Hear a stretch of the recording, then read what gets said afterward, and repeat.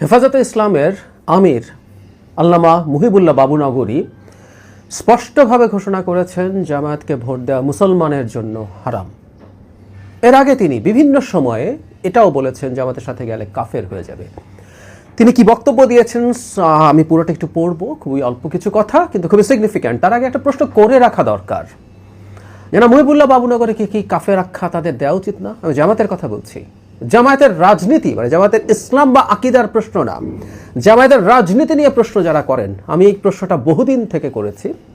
আমি আমার ব্যক্তিগত অপিনিয়ন হিসেবে জানিয়েছি, আমি একজন মধ্যপন্থী উদার গণতন্ত্র বিশ্বাসী মানুষ হিসেবে, যে কোনো ফর্মের ধর্মের নামে হোক বা অন্য কোনো আইডেন্টিটি, বর্ণের নামে হোক বা অন্য কোনো জাতিগত পরিচয়ের নামে হোক, ভাষার নামে হোক, কোনো আইডেন্টিটি পলিটিক্স আমি এন্ডোর্স করি না। এতে বিভৎস ঘটনা ঘটে গেল। আর জামাতের ৭১-এর ভূমিকার জন্য তো কথা বলছি। আওয়ামী লীগের মতো করে মুক্তিযুদ্ধকে দেখি না, কিন্তু মুক্তিযুদ্ধকে খুবই উঁচু জায়গায় স্থান দেই, সেই হিসাবে দেখছি। Just political criticism. তার ফল হচ্ছে এই, আমি ক্রমাগত নাস্তিক, কাফের এই ট্যাগ পেয়েছি। মানে অনলাইন প্রোগ্রামে জামাতের হয়ে ব্যাটিং করা ব্যারিস্টার আমাকে নাস্তিক বলেছেন, কমেন্টে তো আছেই। আর সবচেয়ে বড় কথা, একজন এমপি ইলেকশন করছেন আমির হামজা, আমি এটা নিয়ে একটা ভিডিও করেছি, আপনারা অনলাইনে পাবেন, দেখে নেবেন, যিনি আমি মুক্তিযুদ্ধে সমস্যা না থাকলেও জামাতের রাজনীতি সমর্থন করতাম না, উনি রেফারেন্স দিয়ে বলছেন। এতেই আমি টাটকা শয়তান হয়ে গেছে, আমাকে দেখতে টাটকা শয়তানের মতো লাগে, আমি কাফের হয়ে গেছি, আমার জানাজা পড়া যাবে না, এসব কথা বলেছে। এবং এসব লোককে তারা মনোনয়ন দিয়েছে। আরও কত সব বিভৎস নোংরা কথাবার্তা এই নোংরা লোকটা বলেছে, কিন্তু জামায়াত ইসলামী তাকে নমিনেশন বহাল রেখেছে এবং তিনি নির্বাচন করে বেড়াচ্ছেন। সারা পৃথিবীর দেশবাসীর তো বটেই, সারা পৃথিবীরও দেখা উচিত জামাত আসলে কারা, কি করছেন। সেই প্রসঙ্গে বলছি, একটু মুহিবুল্লাহ বাবুনগরীকে একটু বলেন। আমি প্রায় বলি, ওটা বলবেন না, আগেও বলেছি, হ্যাডাম নাই। জাহেদকে বলে ফেলা যায় কাফের শয়তান, জাহেদকে কোপায় মেরে ফেললো কেউ। বাংলাদেশে একজন মুসলিমকে যখন কেউ কাফের শয়তান খেতাব দেয়, নাস্তিক খেতাব দেয়, সে মুরতাদ হয়ে যায়। কেউ মনে করে তাকে হত্যাযোগ্য করে ফেলা যায়। ইয়াস, কিন্তু মুহিবুল্লাহ বাবুনগরীকে আবার যায় না, উনি হেফাজত ইসলামের আমির। তো একটু পড়ি। তিনি একটা সভায় বলেছেন, মওদুদি জামাতের সঙ্গে যারা জোট করেছে তারাও মওদুদি। আমার কাছে এটা নির্বাচন নয়, এটা জামায়াতের বিরুদ্ধে জিহাদ। সমস্ত মুসলমানের জন্য জামায়াতকে ভোট দেওয়া হারাম। আমি আবারও পড়ছি, সমস্ত মুসলমানের জন্য জামায়াতকে ভোট দেওয়া হারাম, এটা কোনোভাবেই জায়েজ নয়।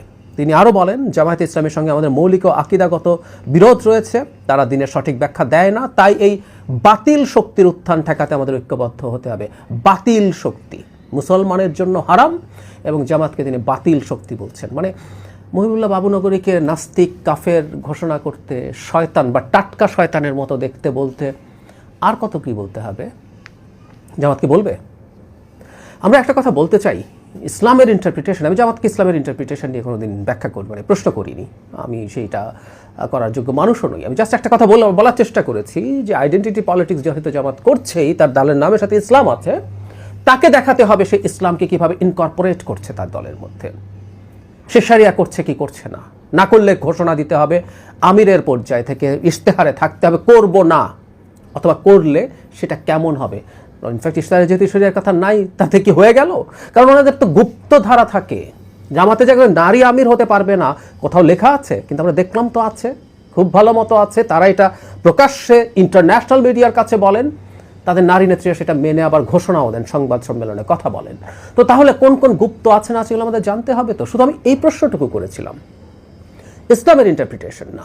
আর যদি তিনি শরিয়া কায়েম না করেন, তাহলে ইসলাম শব্দটা কেন ব্যবহার করছেন, যে প্রশ্নটা ইনফ্যাক্ট বায়তুল মোকাররমের খতিব তুলেছেন গতকাল, আমি আপনাদেরকে তার বক্তব্যটাও শুনিয়েছি। এটাই এখন খুবই আলোচনার ব্যাপার। সো এই মুনাফেকি নিয়ে কথা বলা দরকার আছে।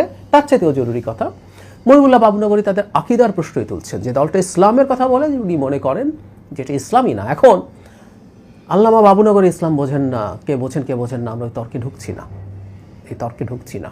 আমি জাস্ট ওই কথাটাই বলতে চাইছি, এইরকম সর্বজন শ্রদ্ধা একজন মানুষ এই ধরনের একটা মন্তব্য করছেন, ভোটারদের বিবেচনা করা দরকার, কারণ তাদের আচরণ মেলানো দরকার।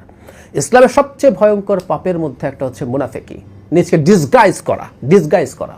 আমি কি করব আমি জানি না, ঘোষণা দিয়ে বলছি না, করব বা করব না, এটা করবো ওটা করবো না। কেউ কেউ বলবেন ধাপে ধাপে করবেন। ধাপে ধাপে হলো কোন ধাপে, কত ধাপে, এই ধাপে কতটুকু, পরের ধাপে কতটুকু, সব কিছু বলা দরকার। এটা নিয়ে একটু বিস্তারিত কথা বলবো। সব কিছু করা দরকার, সব কিছু বলা দরকার। আমাদের ভোটাররা নিশ্চয়ই বিবেচনা করবেন। অন্য ধর্মগুরুরাই যাই বলছেন, বাইতুল মুকাররমের খতিব খুবই, উনি হওয়ার পর, আমি আসলে তো ওনাদের খবর খুব বেশি রাখি না, উনি হওয়ার পর আমরা আরও অন্যান্য গুরুত্বপূর্ণ ধর্মগুরুদেরকে দেখেছি যে তারা খুবই অ্যাপ্রিসিয়েট করছেন যে অত্যন্ত নির্লোভ একজন মানুষ সেই দায়িত্বে গেছেন, সেই প্রশংসা দেখেছি। একই সাথে মহিউল্লাহ বাবুনগরী সম্পর্কেও এই রকম কথা প্রচলিত, তিনি সবার মুরব্বী স্থানীয় মানুষ, কিন্তু তিনি এই কথাটা বলছেন। এই ভোট শুধুমাত্র সুশাসন দুর্নীতির জায়গায় থাকলে ভালো হতো, এটা জনগণের জন্য ভালো। দুর্নীতিমুক্ত করা, সুশাসন দেয়া, জনগণের স্বার্থ দেখা, এটা আছেই, কিন্তু এই ভোটে আদতে প্রধান হয়ে উঠছে একেবারে ভিন্ন ইস্যু। আমরা কার হাতে দেশ তুলে দেব? ভুলভ্রান্তি থাকা একজন মোটামুটি চিনতে পারি মানুষ, নাকি চিনতে পারি না এমন একটা মানুষ যিনি মুনাফিক